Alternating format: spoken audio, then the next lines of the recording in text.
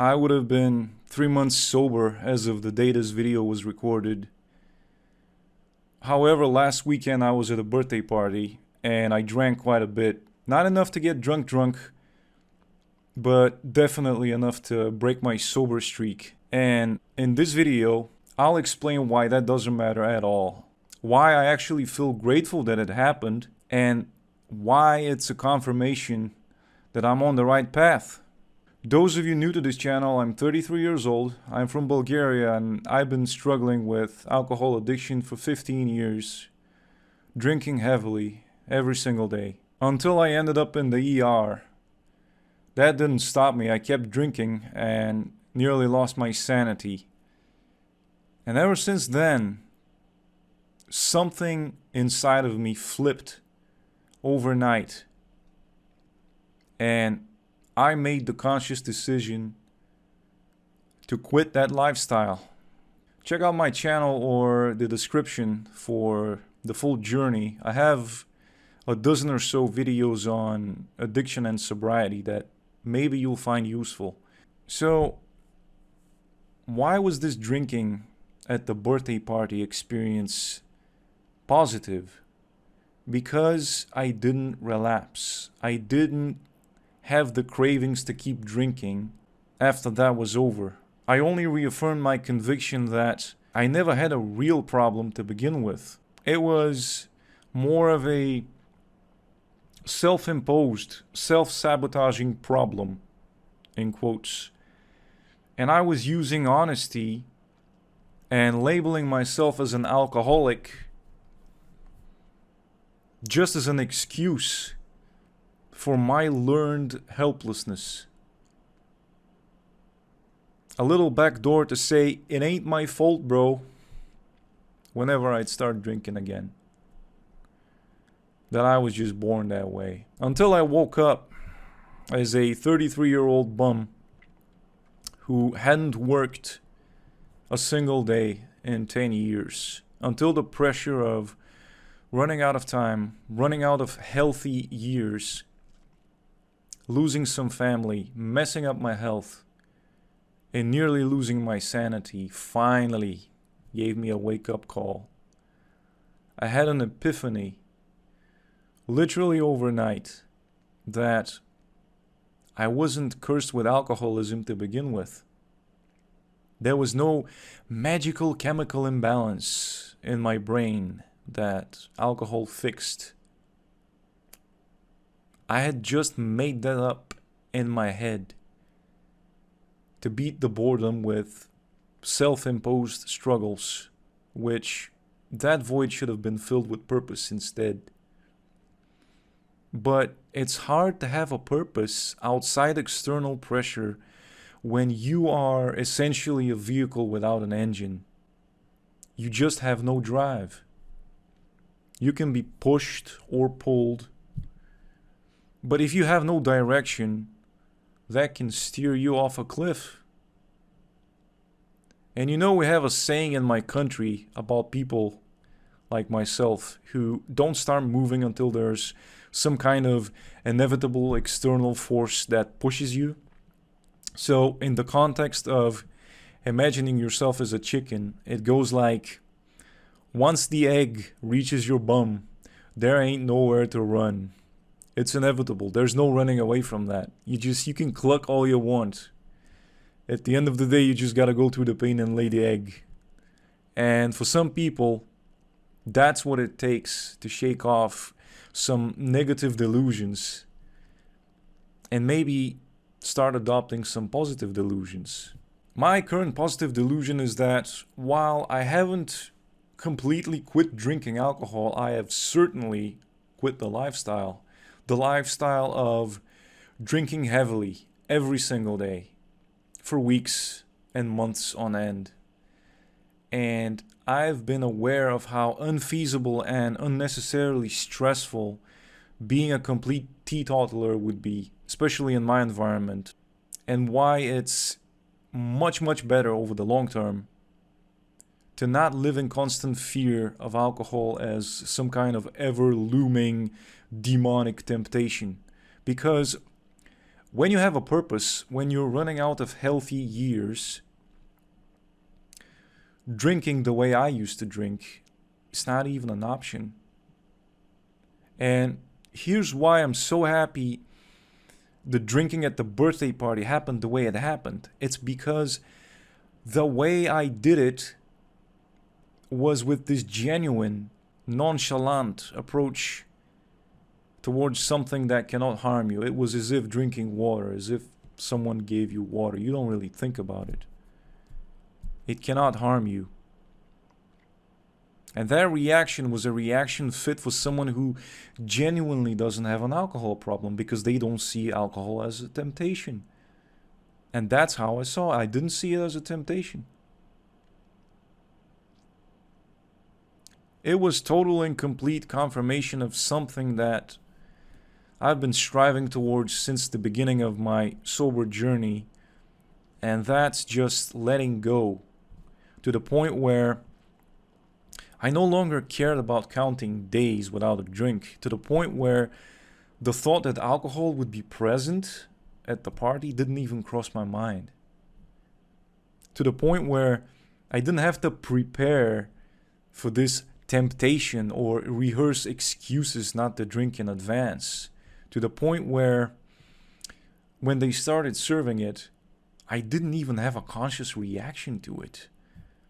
I just automatically started drinking and getting refills, completely unbothered by it. And I handled it pretty well, I think. I got pretty tipsy, but I didn't make a fool of myself. I just zoned out and started daydreaming or something. But what happened afterwards is what's far more interesting. So, for the first time ever, and I've quit 100 times, I actually realized that I had a purpose this time. I had something to lose, and I work now, and I have you guys. I started taking care of my health. I eat clean, I exercise. So for the first time, I have something good on the other side of that scale. And I ran all the things I stood to lose against the highs of drinking. And you know what? It made me mentally and physically sick for a whole week, literally. I wasted the entire weekend recovering, just in bed, feeling sick. The negative thoughts came back, the negative thoughts that would haunt me during each withdrawal.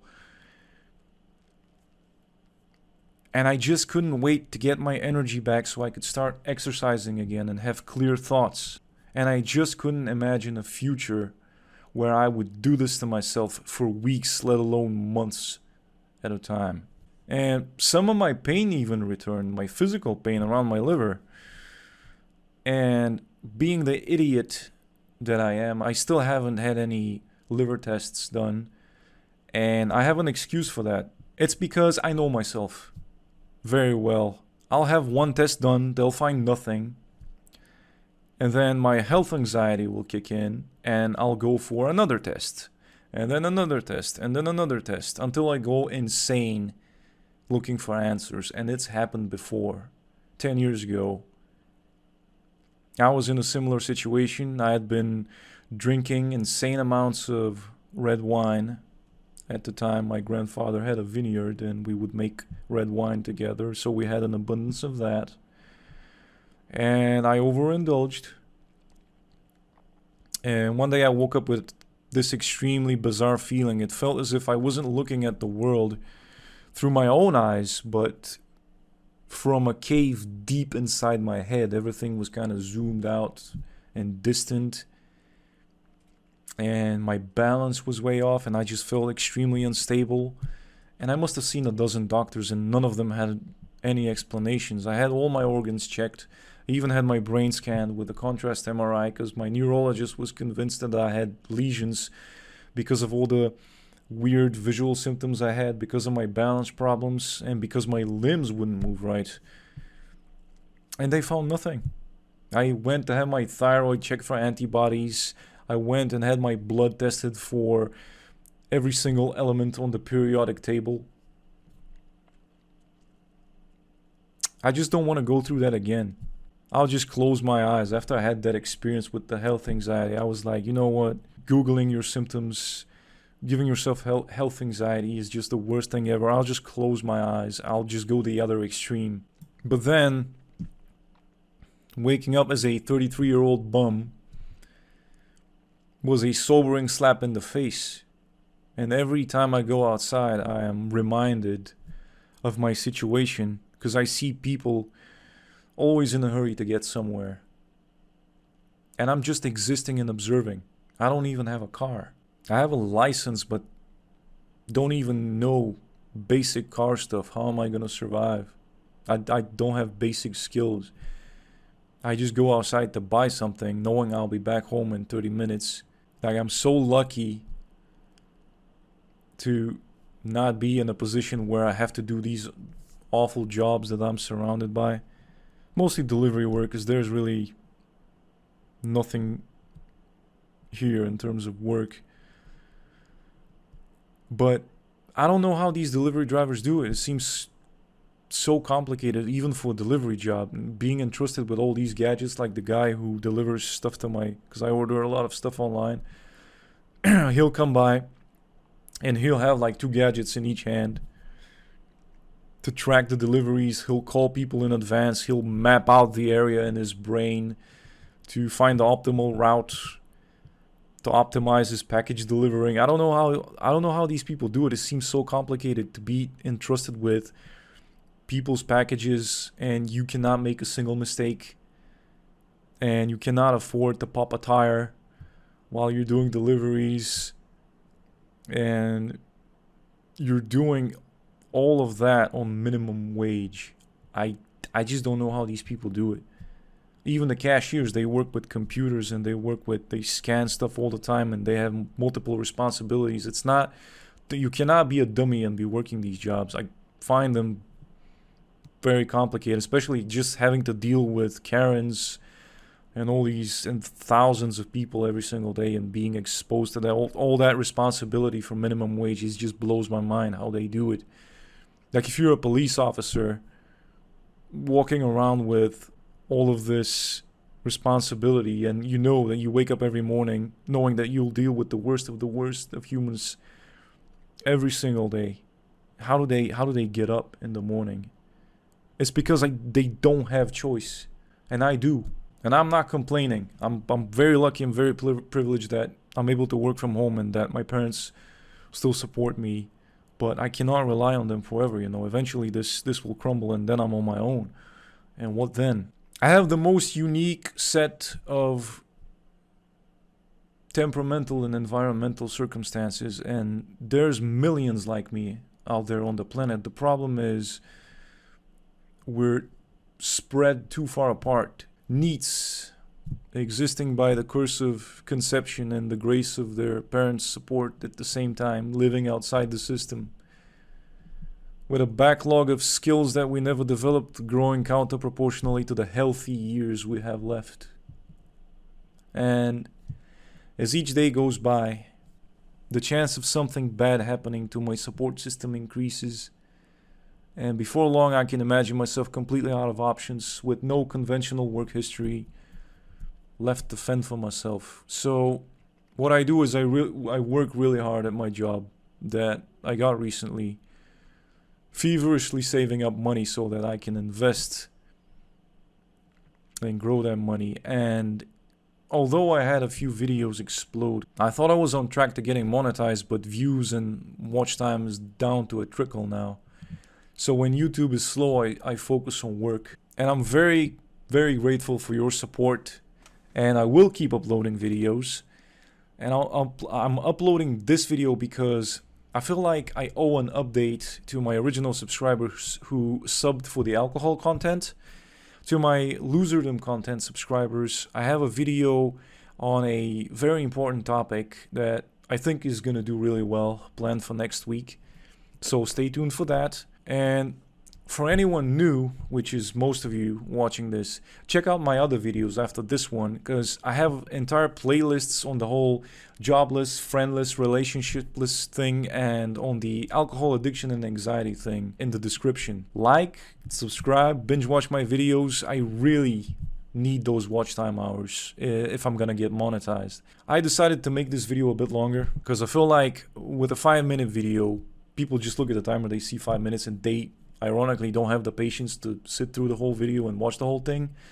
But when you make a longer video, like a 15-20 minute video, you kind of condition the viewer to relax and that there's going to be a long video, and they somehow are more likely to see it through it. That's at least how it works for me, I think. I don't know.